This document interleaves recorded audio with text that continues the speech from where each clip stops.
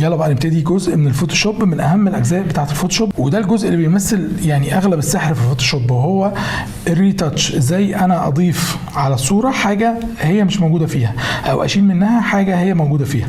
خلينا نبتدي باول اداه، وهي اداه الكلون ستامب. الكلون ستامب كل فكرتها بمنتهى البساطه ان انت بيبقى فيه جزء وبتعمل نسخه منه في نفس الصوره بالشكل ده.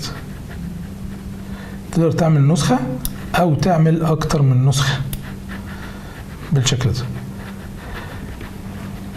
دي الطريقه البسيطه لفهم الكلون ستامب. عشان اعمل ارجع تاني كوماند زد او كنترول زد من الويندوز. تعالى بقى ناخد الكلون ستامب بطريقه وافهمك خطواته ازاي. اول حاجه انت بتاكد ان انت دايس على اللاير اللي فيها الشغل بتاعك او اللي فيها الصوره بتاعتك اللي هتعملها. نمره واحد، اول حاجه تعملها ان انت تاخد كوبي من الصوره. نمره واحد ان انت تاخد كوبي من الصوره. ليه؟ لان الصوره دي معرضه ان هي تبوظ منك في اي مرحله، فما تبقاش خسرت السورس بتاع الصوره. عشان تاخد كوبي للسورس ازاي؟ من اللاير بتمسكها وتدوس على المكان اللي فيه زائد بالشكل ده. دي الطريقه الاولانيه. الطريقه الثانيه ان انت تقف على اللاير وتدوس كنترول او كوماند جي من الماك. هيعمل معاك نسخه تانية من اللاير في نفس مكانها وفوقيها بالظبط. خلينا نشوف ازاي بتشتغل الكلون ستامب تول دي. اول حاجه بتروح للمكان اللي انت عايز تعمل منه كلون وبتدوس الالت، فانت بتعرفه انا عايز اخد كلون يبتدي من الحته دي. فانت هتبتدي خلاص اخد معاك الكلون وهي ظهرت قدامك في البراش بالشكل ده. طيب لو انا عايز اكبر مساحه البراش دي او اغيرها او اصغرها ازاي؟ براش بعلامه اكبر من واصغر من في الويندوز، وبعلامه المجموعه في الماك اللي هو حرف جيم وحرف الت المربوطه في الماك، وعلامه اكبر من واصغر من في الويندوز. بتقدر تكبر وتصغر البراش بتاعك. تمام؟ تبتدي سنه سنه تدوس علشان تعمل كلون للشكل في المكان اللي انت عايزه. طيب انا لو عايز اخد الكلون ده في لاير لوحده ازاي؟ اعمل لاير جديده فاضيه خالص وابتدي اعمل كلون. ابتدي اخد نسخه واعمل كلون. انا عايز اعمل كلون في لاير منفصله، بس لاير جديده، لاير لوحدها. الاوبجكت اللي هيتعمل لها كلون تتعمل في لاير لوحدها عشان اقدر اتحكم فيها لوحدها. اعمل الكلام ده ازاي؟ اعمل لاير جديده خالص، ومبدئيا انت لازم البراش بتاعتك تبقى حجم، مش هلاقيه بيرسم معايا حاجه خالص. ليه؟ لان انا مش قايل له ان انت تاخد السورس منين. هو بيعمل كلون للمسافه الفاضيه دي. لما بعمل كلون بيعمل كلون للمسافه الفاضيه دي، فلازم احدد له من هنا من الفيتشر ان انا شغال على الكارنت لاير. هو شغال على الكارنت لاير هنا. اقول له اشتغل على الكارنت لاير اند بلو. ولو في اكتر من لاير او مجموعه لايرز انا باخد منهم الاختيار الامثل اللي انت تعمل اول لاير. عشان كده لو عملت كلون دلوقتي ايه اللي هيحصل؟ هياخد من اي مكان هو شايفه قدامه في الارت وورك بتاعك، سواء كانت اللاير اللي تحت او اللاير اللي فوق. ليه؟ لان انا عملت اكتيفيشن لاختيار الاول لاير. دلوقتي الاوبجكت اللي اتعمل له كلون ده لوحده خالص اقدر احركه في اي مكان انا عايز احركه فيه. انا الهدف بالنسبه لي ان انا عايز اشيل اللمبه دي كلها باثرها على الباب. يلا نشوف هنعمل ده ازاي. امسك الكلون ستامب تول. زي ما قلت لك كل واحد فينا بيخترع بعد شويه الورك فلو بتاعه، هو هيشتغل ازاي. في ناس ممكن تقول لي تعالى نستخدم الكونتنت اوير. تعالى نجرب.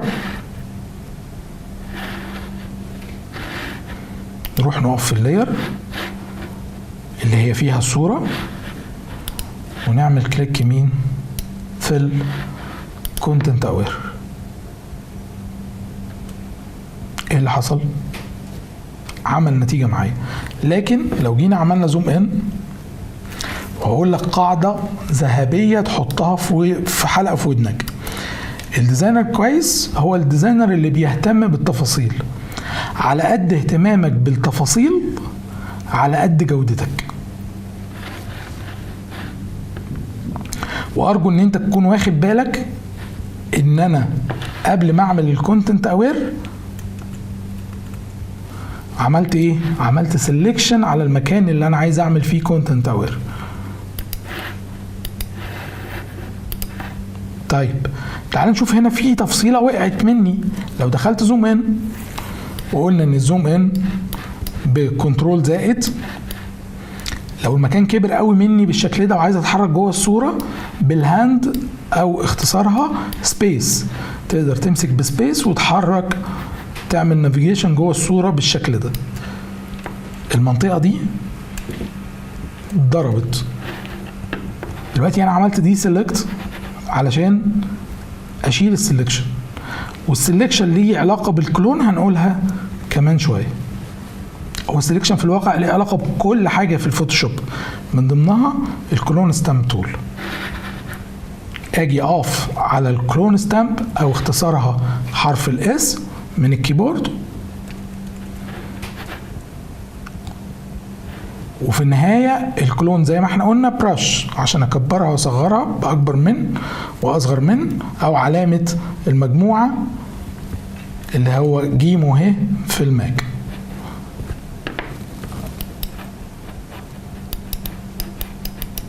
ادوس كده علشان ابتدي اتحكم في الجزء ده تحديدا. فبلاحظ لو عملت زوم اوت ان خلاص الصورة كلها بقت مرة واحدة من حيث الجزء اللي فوق. طيب يفضل معايا الجزء ده، وهنا تيجي علاقة السلكشن بالكلون ستامب. انا عايز اعمل كلون ستامب لا يتخطى الجزء ده، ما يطلعش فوق. اعمل ازاي الكلام ده؟ لو اشتغلت كلون ستامب كده هلاقيه بياخد لي المناطق دي على فوق. انا لا، عايز المنطقة الخرسانية دي تقف عند مكانها زي ما هي.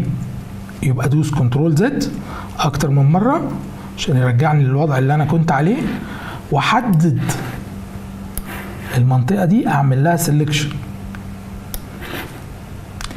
بكده لما هعمل كلون ستامب ادوس حرف الاس واختار العينة المكان اللي انا هاخد منه وابتدي اكلون، هيكلون جوه السلكشن بتاعي. لو جيت دوست بره مش هيكلون، كأنك ما بتعملش اي حاجة.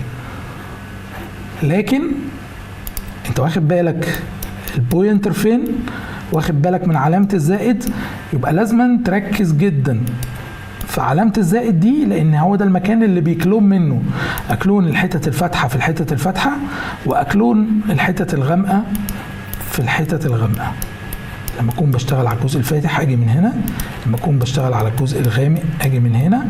على قد اهتمامك بالتفاصيل على قد ما هتبقى ديزاينر احسن. كل ما تهتم بالتفاصيل اكتر كل ما هتبقى ديزاينر احسن، ونتائجك في الشغل بتطلع مبهرة اكتر. تمام؟ خلصت؟ دوس كوماند دي في الماك او كنترول دي في الويندوز عشان تعمل دي سيلكت المنطقة، وتعالى نعمل بقية اللامب، بقية الشادو بتاع اللامب. زي ما اتفقنا مع بعض ان احنا بنشتغل على جزء جزء او منطقة منطقة. عايز اكلون واحدة واحدة بالتفاصيل، خد وقتك خالص عشان تطلع شغل في النهاية شبه بعضه، وتراعي المناطق الضوئية.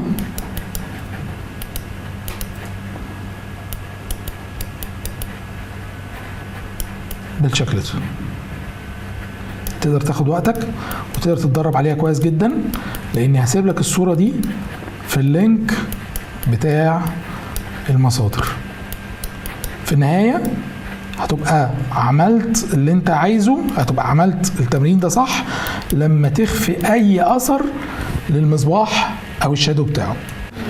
يفضل حاجة واحدة بس في الكلون ستامب اللي انا عايز اقولها لك دلوقتي في المرحلة اللي احنا فيها، ان انا دلوقتي مثلا لو عايز، انت شايف المقبض بتاع الباب ده،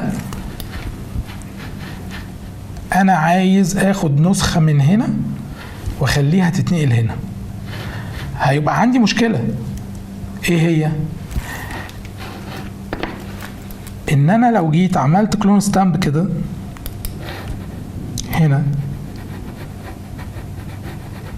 ايه اللي بيحصل معايا؟ المقبض مقلوب، المقبض ده عكس ده. فانا هبقى محتاج ان هو الكمبيوتر محتاج اقول له يكلون وفي نفس الوقت يرفلكت. الكلام ده لو تايه منك دلوقتي احنا هناخده مرة تانية في أداة تانية، بس ركز معايا. انا عايزه يكلون وفي نفس الوقت يرفلكت. عايز اخد من المقبض ده انقل هنا في الجزء ده. ازاي؟ بالشكل ده. طبعا هنطلع على الفيتشر بتاع أداة الكلون ستامب وتدوس على الفيتشر اللي هو بتاع الكلون سورس.